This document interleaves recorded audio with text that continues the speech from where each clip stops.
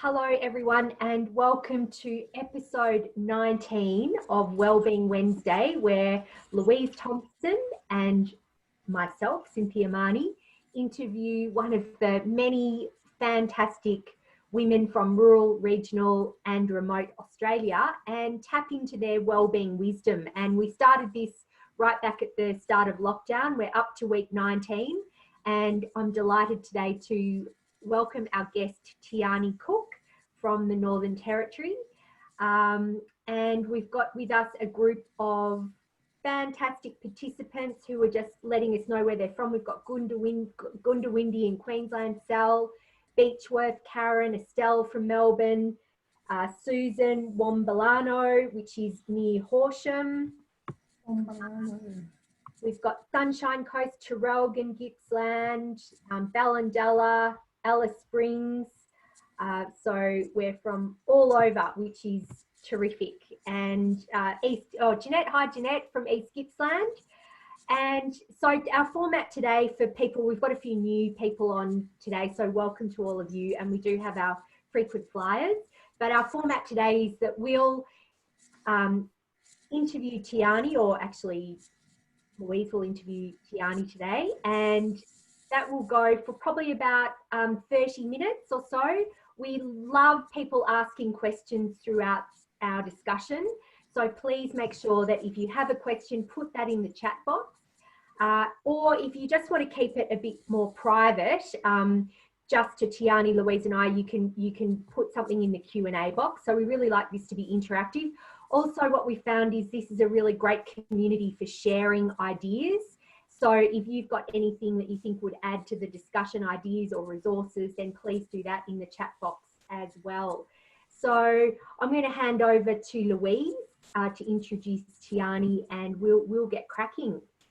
Okay, so hello everyone, and so on in my part of the world it is in the afternoon, and I've just had a very quick bite to eat. As soon as we finish interviewing, I'll have to go and jump into a workshop that I'm running for the Brotherhood of St. Lawrence for aged care, which is a very tricky space at the moment. So working with some of their staff in resilience. So I've kind of got my stuff all ready to roll with that. But an interlude, which is fantastic, is to focus on our own wellbeing and resilience. So I had a chat with Tiani a couple of days ago. And so welcome to Tiani. You would have all had an opportunity to read about her and all of our social media. So let's just get into it, Tiani. And can you just, again, just for those that weren't on earlier, just explain where you are behind you. Thanks, Louise, and thanks to Cynthia as well. I feel very privileged that you ladies have invited me on today to talk about something that I'm very passionate about, because rural and remote Australia, I think, you know, there's a few things at the moment that we've started to, you know, our experiences, I suppose, have crossed over with the onset of COVID. And but prior to that, you know, some of the stories that I would share with people, they had, you know, no idea. I heard Suzanne talking about, you know, traveling long distances to get to the dentist earlier. And, you know, it's just, they're just stories that we're sharing with each other, and that's all part of raising awareness. So my backdrop, so those little horses you can see in the background there, so that was, this is a photograph taken from last year's Horses for Courses Ride for Bush Kids. So out of, you know, the need to share those stories and raise awareness of the issues of rural and remote families living in the bush, that was how I came to found Horses for Courses. So each October or each year we do a ride through the West Macdonnell Ranges, which is where this photo is taken, about 35 odd kilometres from Alice Springs here to the west. And just, I mean, you know, I'm looking at it and it's just, that's our backyard. Like, you know, it's just absolutely beautiful, but can be quite harsh as well. So yeah, again, thank you, ladies. So if that was almost, say, 12 months ago, that photo, What's happened in your life? What's changed, or has anything changed in your life to today? A lot has changed. So this time 12 months ago, we were out on our family cattle station. So my grandfather, Bob Savage, settled a cattle station out in the northern Tanami in 64. So many moons ago. My children were fourth generation, having, you know, the joy of experiencing life on a cattle farm. And yeah, so 12 months ago, that's where we were. Now I'm just out of Alice Springs, about 15-20 minutes out of Alice.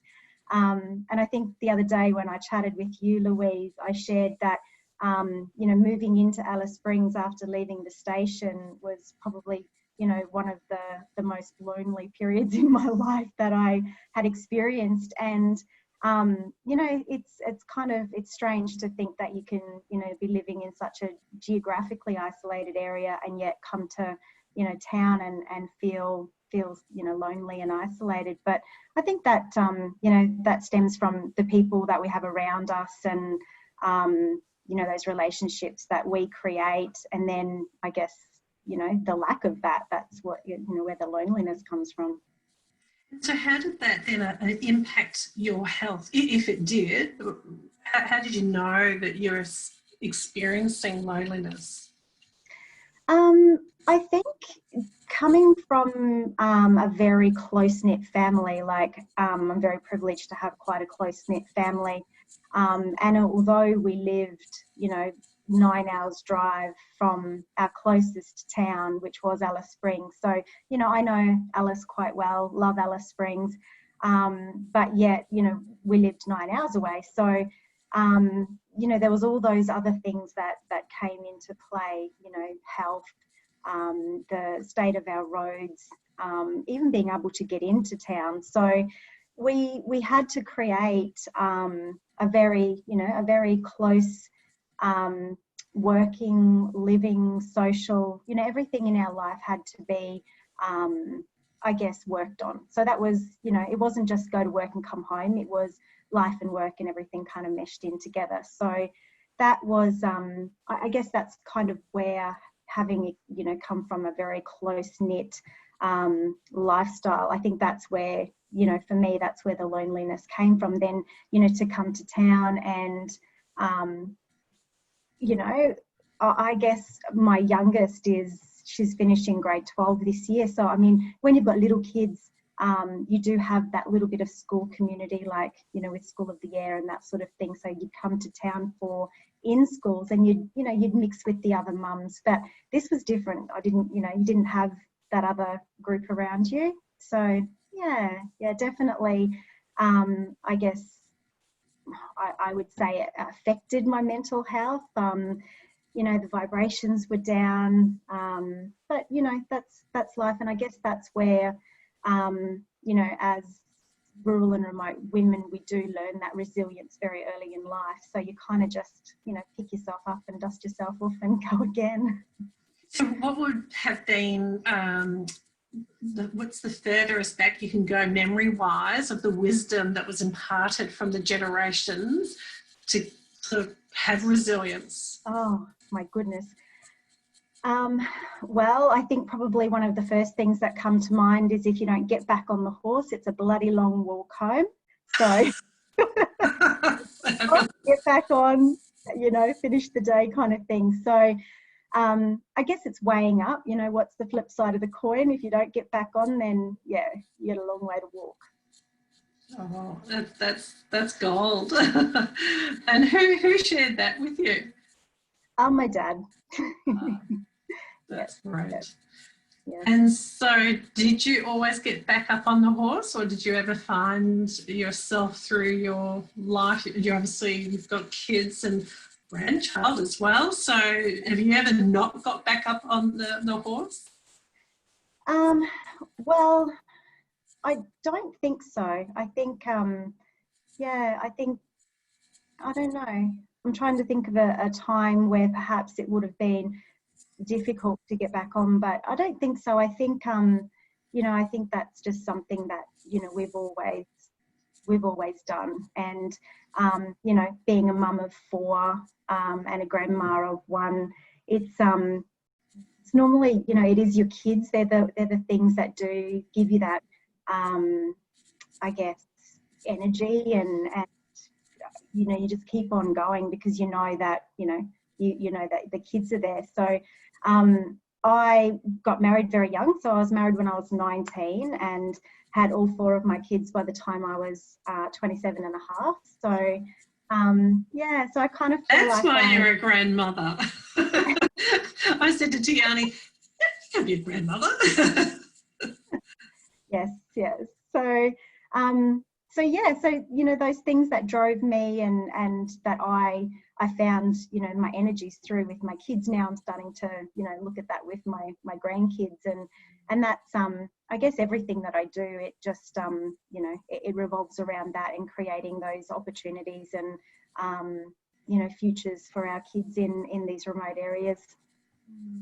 Oh, there's so many things to ask you about that. I want to go back to, even going back to the schooling from home, what would be a lesson there for all of us that are, you know, really complaining about, you know, because I'm in Melbourne, having to be home again. But, you know, what I suppose, what would be your tip? Tell me about that energy that it has created. What's the silver lining for us to be reminded about?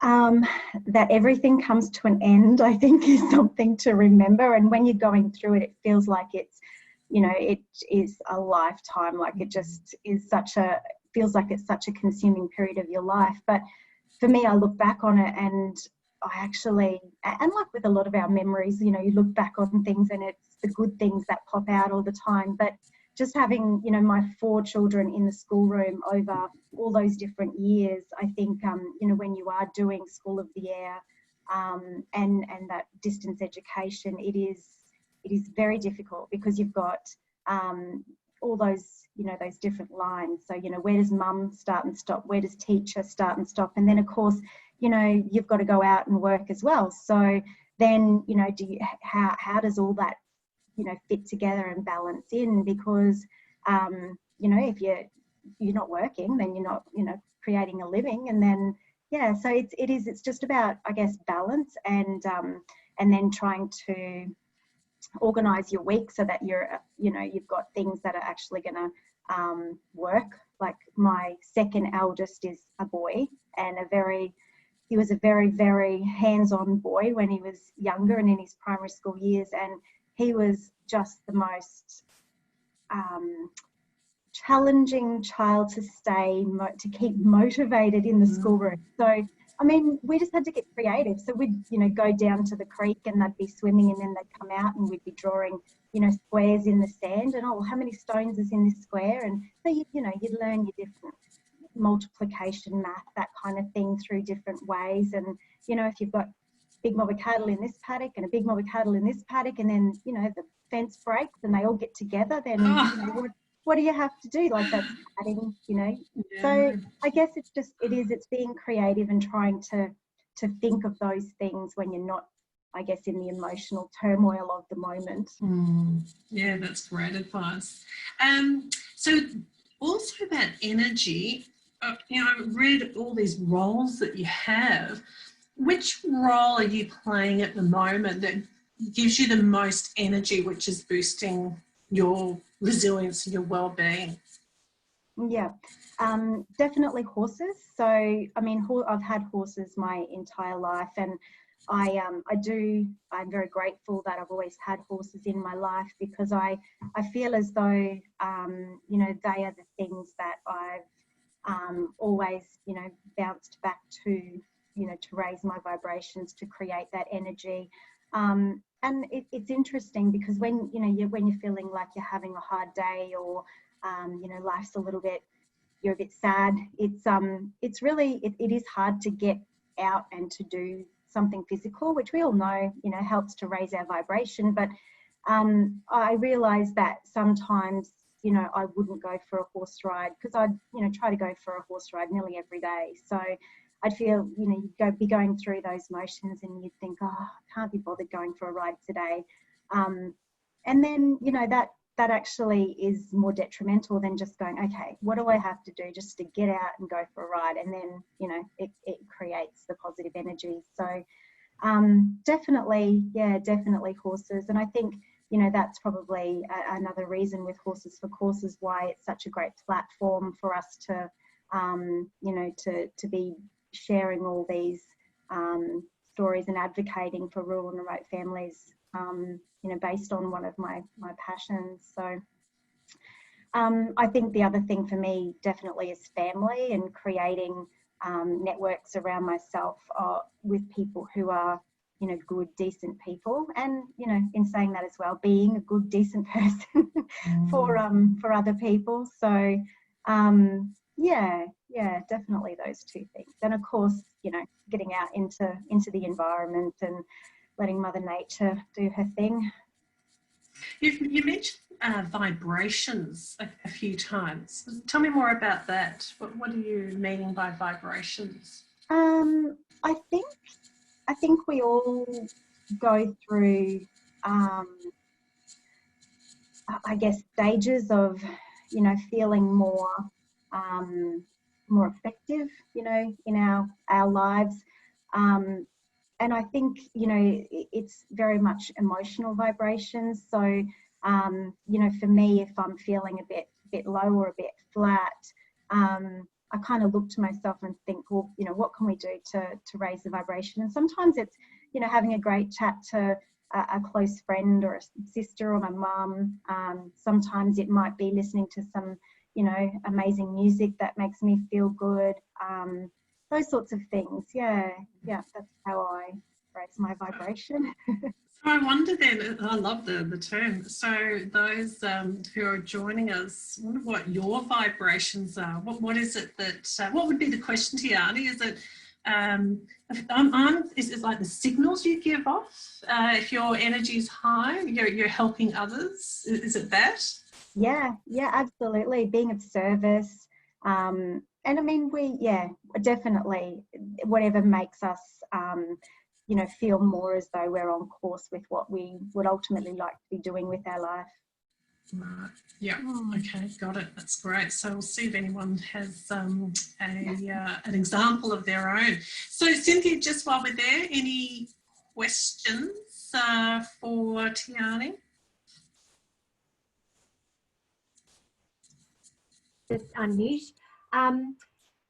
No questions, just a few comments there. But I have a question, Tiani. So with Horses for Courses, can you just explain a little bit more about that? And because I was so interested in the impact of animals on our well-being, and I'm wondering what, with the kids that you've got participating, you know, what do you notice being involved in a program like that give impact? How does that impact on them? So there's kind of two questions. Yeah, good questions. My kids grew up with horses. You know, we've always had horses in our backyard, and I think, you know, some of the things that it really taught them is to be responsible. You know, they're responsible for something bigger than themselves, you know, something that's more important than themselves. So, you know, it teaches the kids how to be responsible, how to, you know, pull up for lunch and go, okay, well, I need to make sure my horse is fed and watered before I sit down for lunch. And that the other thing that, you know, I love to talk to people about is how, and animals in general, horses especially, because they tend to be, you know, a really good reflection of our own kind of emotions. But, you know, you see people with, you know, lots of different animals who would say the same thing. But it, I think they really do, you know, help you to be empathetic. So I guess, for example, you know, if you can talk to people without speaking their language, then you tend to be, you know, more empathetic. You can understand, you know, what they're trying to tell you without the words. So I think it's definitely important to know, you know your horse. You can look at it and go, okay, I think he's looking a little bit sick today. He might have a touch of colic, or, you know, if you can see him moving and his gait's not quite right, which is the way he's walking, it might be, you know, that there's something wrong with his foot, or like, it's just really good to be able to pick up on and read body language without, you know, people actually using words. So, you know, that transfer across from horses to people, I think definitely helps with, you know, what people are now, you know, dubbing the emotional intelligence. So definitely see that coming across from people working with horses. And Tiani, do you hear when you're out on the horses, are you still doing it? Are you still heavily involved? Yes. Yes, yeah. So we've got our next Horses for Courses Ride for Bush Kids coming up in October this year. And it's, you know, we kind of held out for a little while because everything was cancelling, and it was, you know, just one of those things where you're like, well, you know, is it going to go ahead this year? But we did hold out, and we got our COVID plan in place, and it's definitely going to go ahead, which is really exciting. And I think another, you know, positive thing with horse riding is you are, you know, physically distanced anyway. So, you know, there wasn't a lot we had to do, but, you know, we did need to make sure we had all our T's crossed and I's dotted. So, yeah, definitely going ahead. We've got quite a bit of interstate interest, whether or not, you know, the southern states will be able to come up. But, yeah, it's fantastic. We've got some really cool things happening, you know, of an afternoon and evening as well. So, you know, riding for the best part of the day, and then some entertainment and fun in the evening. Oh, we're a bit jealous down here that we're not allowed to go anywhere, so we'll live vicariously. Yes. I was going to ask about the emotion side, the emotional intelligence. When people are out riding, do they talk about how they're feeling while they're on the horses? Do they actually get to that stage? Yeah, definitely. Yeah, no, and it's, I don't know about you, Louise, but I know for myself, when I'm doing one thing, it makes the second thing that I'm doing a little easier. So, for example, you know, when I'm out riding, it's easier just to have, you know, a good chat about the emotions, or, you know, if somebody asks a question that when you're sitting face to face, it might feel a little more difficult to answer. When you're out riding and, you know, you're looking at, you know, fantastic environment and scenery, it just kind of flows. Like, so it just allows people a little bit of space, I think, within themselves and what they're doing, to really share authentically. Yeah, so it definitely does segue into positive mental health. Yeah, absolutely. Actually, I was just on a call with a woman I do some work with, and we were talking about psychological first aid, which we talked about a couple of times on these, and how important it is to, you know, have mental health just top of the conversation continuously to normalise it. Now, there are quite a few questions coming through, so do we want to jump to a couple of those, Cynthia, that are at the top of your list? Yeah, thanks, Louise. So Lisa Brassington, I'm just going to actually unmute you because I just want to hear from you what your question actually is, because I'm not sure if I understand. Is that the travel penultimate? No, I just wasn't sure what that. Yeah, Lisa, hello. Can you see me? Because I can't see myself. No, we can't see you. Love to. Sorry. I'm at the beach, everyone. Hi. Oh, it is beautiful. Tiani. Hi, Lisa. How are you? Good. It's wonderful to connect so north to south. It's wonderful. What's your penultimate destination and journey? So anywhere that you've got permits or you're allowed to travel with the horses that you haven't done yet, that is in your bones and in your soul, that you want to take that journey one day, and why? Oh, wow. So taking my own horses, or just Either or. Either or. Look, I always, as a kid growing up, because I didn't really get the opportunity very often, but I always thought I would like to, you know, ride my horses along the beach. And I have since done that. I lived down, and that's where I met Suzanne, but lived down in South Australia for a couple of years, a few years back, and have a very good friend down there, and we went across to across to the beach, which was Kingston South.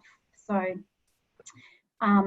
just north of road there, and rode the horses on the beach, and it was just absolutely incredible. And we went out to about their stomach height, and unbeknownst to me, the way that the beach kind of goes in that space is it kind of goes out quite shallow and then drops down quite deep. So we were riding along, you know, up to the horse's stomach, and these dolphins came over. So we literally had dolphins like playing in front of the horses as we're riding along, and I just not sure if I could top that one, Lisa. So I feel very privileged to have actually ridden my horse with dolphins.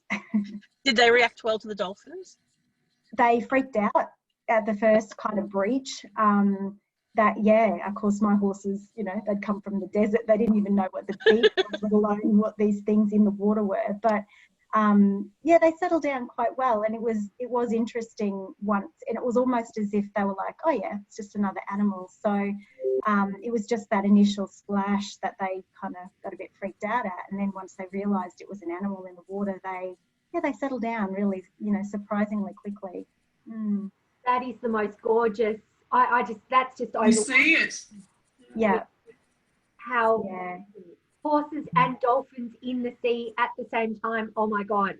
I've got another one from Sal. Has Tiani got any tips for how she and others have dealt with loneliness when her geographical barriers alone are so challenging? Thanks, Sal.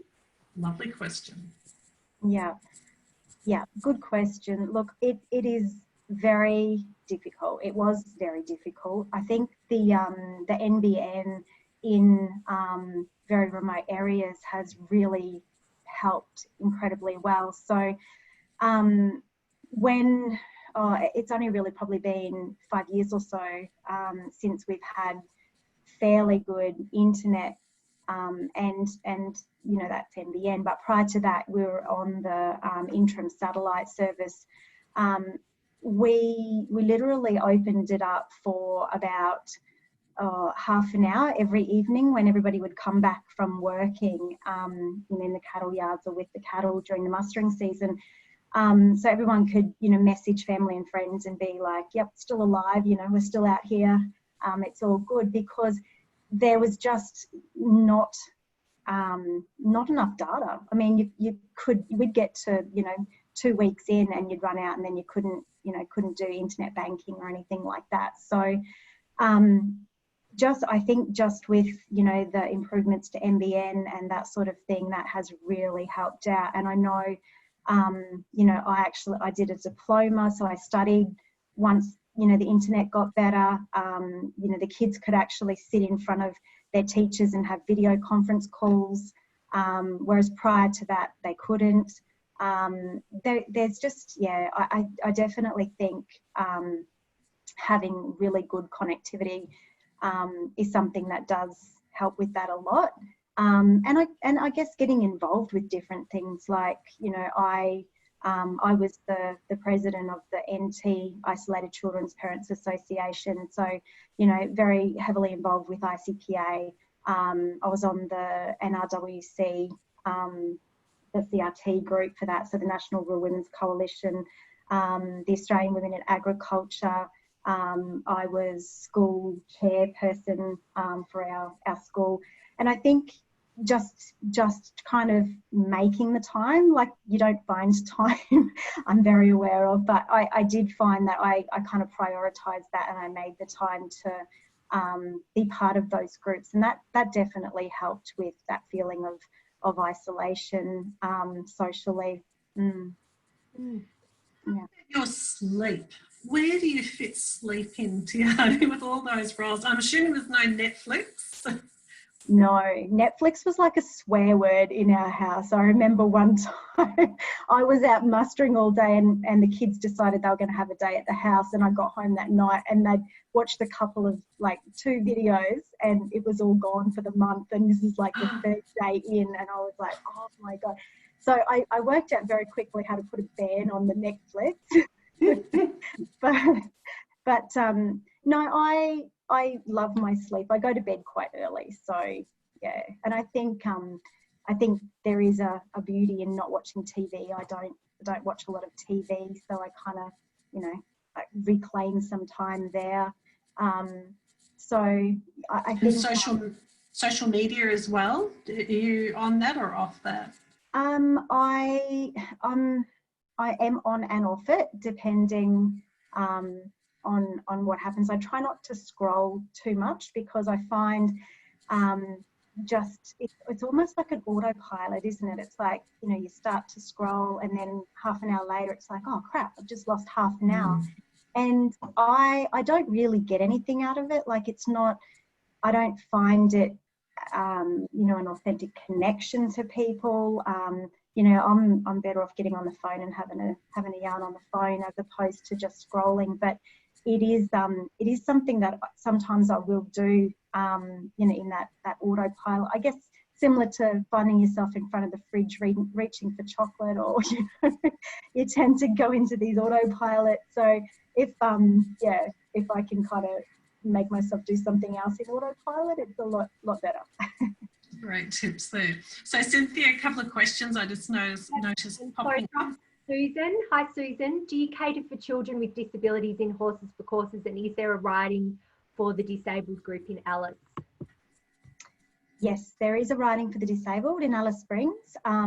They're very popular and they're very good. I have been approached by a few people because there's no more capacity with RDA. So we have looked into that through the Boosting the Local Work Care Force program. So that might be a program that we bring in down the track. But yeah, I've definitely considered it, and along with other youth kind of programs as well. So yeah, I guess it's a bit like anything, bit like watch this space. We'll see how we go. And from Marianne, do you find that some or all of the kids doing Horses for Courses ride keep in touch and share how the experience of the ride impacted them afterwards? Yes, they do. So for our bush kids or our remote kids, they tend to definitely make new friends while they're on the ride. So, you know, that's one of the, I guess, the benefits for them to come along. For the kids who are in town and they have their little networks of friends, sometimes they might bring some friends with them. And what we find with those kids is they really find a resilience in, I guess, learning what the other kids do normally. And also just digging deep for themselves, having to back up every day and get back on the horse every day and go again. So, yeah.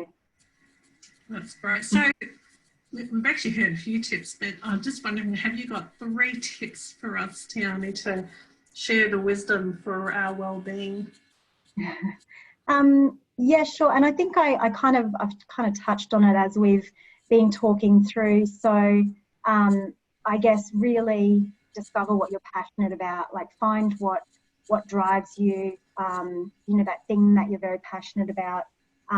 Find your tribe, so the people to cheerlead you and to, I guess, genuinely be there for you. So the good people to surround yourself with. And then, of course, raising your vibration so that you can get it all done. Fantastic. And what are you grateful for? I've heard a few things, and I haven't asked you specifically, but anything specifically that you're grateful for? I'm grateful for my family. I think a lot of the things I'm grateful for are outside my ability to control. So I was blessed with an amazing family. I'm grateful that I, grew up with horses, because that's always been, the thing that I go back to for exercise. So physical health, mental health, get out in the environment, that sort of thing. So I'm very grateful that I've always had horses in my life. And I'm grateful for the good people that I have around me, my friends as well. So, I do try to think of three things before I go to bed at night that I'm grateful for. And yeah, definitely lots of things to be grateful for, that's for sure. We're grateful for you to have that time with us, Tiani. So a few people are coming through what their tips are as well, or top three things they're grateful for. Question, Louise. Tiani, you're working at many rivers with micro enterprises. Can you just, that sounds so interesting. Can you just let us know a little bit more about that? Yeah, sure. So my role as a micro enterprise development manager enables me to work with people in remote communities to help them, build an economic development within their space of interest. So small business startups, it's just, I guess, again, I feel really grateful that I'm in this particular role because it just kind of fits in with everything else that I'm very passionate about. So, helping people to realise their dreams through their own small business ideas, journeying with them through that startup stage, and then, actually watching them flourish and grow and that sort of thing, in that business mentor kind of a role. It's just amazing. I thoroughly enjoy it. And I get to travel. Like, I love driving. I was telling a friend the other day how I love to sing in the car. I don't sound very good, but that's a good place to do lots of singing when you're driving. So my region where I work is from the Barkly all the way down to the border. So it'll take 500 odd k's up to Tennant, and then I've got clients just north of Tennant as well. So I do enjoy driving as well. That gives me lots of time to think and ponder. And if you're not singing or pondering, do you listen to anything in particular while you're in the car? I listen to some really great kind of personal development books. I love Stephen Covey, 7 Habits. I think I've listened to that 3 times through. And yeah, just I guess personal development's another thing that I'm quite passionate about, like, helping people or empowering people. It's something that I feel good about when you can see people growing and that. So yeah. Sounds great. And what about any top of mind stories of clients you've been able to help through the many rivers? What's the best story that someone who you've helped? The best story. Got lots of stories. Probably one of the interesting ones is I had a couple of young Italian guys who just landed in Alice, and they were doing a little bit of casual work, but they had this idea of having their own pizza shop, and we kind of worked together, and they took out a small loan and bought a little dough mixer. Anyway, I caught up with them. So I started working with them, I think maybe 7 months ago, and I caught up with them at the local markets the other weekend. I had to wait 35 minutes for my pizza. It was amazing. They had orders coming in through the social media. They had people lined up. It was just amazing. Yeah. So they have really expanded, and they're just going great guns. So yeah, amazing. That's great. Of course you would love doing that type of work, to see that come to a fruition so quickly. Yeah, absolutely. Yeah. Well done. Yeah. So Cynthia, any questions? Does anyone else have any questions to ask before we finish up? Josh sings and dances in the car too, and he thinks Tiani has a soothing voice. And Radio. what was the other one that I had? I've lost it now. Oh, who hasn't heard their question asked? So actually, I just want to, because we've got 2 minutes till close, so I'll just step in now and let everyone know that next week on Wellbeing Wednesday, we will be hearing from the amazing Jill Briggs, who is from near Rutherglen, Narong, actually near Rutherglen in Victoria, in northeast Victoria. Jill is an amazing leadership facilitator. She is a really strong woman. She's got so much wisdom, and I'm really looking forward to hearing from Jill next week. So hopefully you can join us for that same time. We'll send out, for those of you who aren't familiar with our process, we add you to our mailing list. So please unsubscribe if you don't want to be part of it. We won't take offense. But what that means is that you will get an email every week that will say, here's the key points of Tiani's awesome webinar, and here's next week, and here's the link to register for next week. So please, as I said, unsubscribe if you don't want to be part of that, but that's just a way that we keep everyone in touch with what we're doing. Nosh says don't unsubscribe, it's awesome. So yeah, we'll be really looking forward to that. And for those of you who aren't familiar, this recording of this webinar gets posted on my website, and that's also in the newsletter. And so we've got all of the 19 sessions that we've done, 19 weeks worth, and they're all on my website. So you can go back and check out our amazing array of guests and listen to their wellbeing wisdom. And we've been getting a lot of feedback that people are going back and listening if they can't make the live session. So, and please feel free also to sharing is caring. So we would love you to let other people know that Wellbeing Wednesday happens if it's something you found valuable, and invite more people into our community. So I'll just hand over back to Louise to close off. Thank you, Cynthia, and thank you, Tiani, for your time today. It sounds as if you've got your time management under control to do what you do, and thanks for sharing your tips with us, and look out for those, everyone. We're about to close off right now, so we'll see you next week. Hang around if you want to have a quick chat. We'll stay open for a few more minutes. Hopefully you can stay with us, Tiani. And photo time for us, Cynthia. Okay, so